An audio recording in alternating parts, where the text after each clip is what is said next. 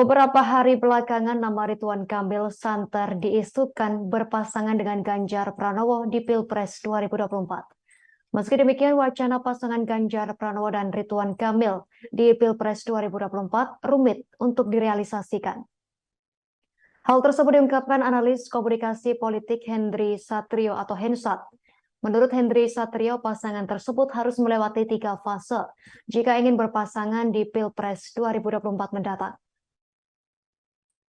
Fase tersebut yakni pertama, RK memerlukan izin dari Ketua Umum Partai Golkar Erlangga Hartarto. Diketahui saat ini Erlangga pun tengah berjuang untuk maju menjadi kandidat cawapres bagi Prabowo Subianto. Dilanjutkan Hensat kedua, posisi politik Golkar saat ini ada dalam koalisi Indonesia Maju atau KIM bersama PAN dan Gerindra.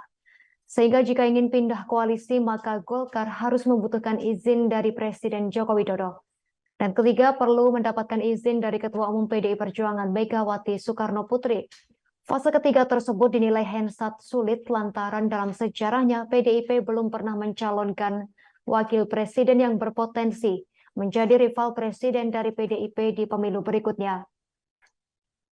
Hensat menyebut peluang Ridwan Kamil menjadi kandidat pendamping Ganjar Pranowo bukan tak mungkin namun cukup rumit. Menurut Hensat, perlu menunggu Ridwan Kamil melalui 3 fase tersebut jika ingin maju mendampingi Ganjar Pranowo di Pilpres 2024.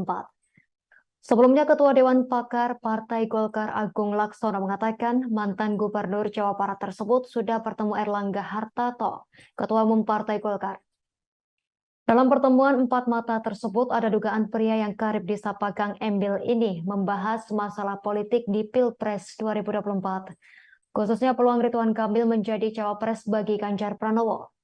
Agung meyakini Ridwan Kamil bakal tetap berada di Golkar meskipun menjajaki kemungkinan menjadi pendamping Ganjar Pranowo di Pilpres 2024. Menurutnya Golkar juga tak bisa melarang Ridwan Kamil untuk menjadi bakal RI 2. Terakhir, Agung Laksono menekankan bahwa saat ini Golkar sudah bergabung dengan Koalisi Indonesia Maju yang mengusung Prabowo Subianto sebagai bakal calon presiden atau capres.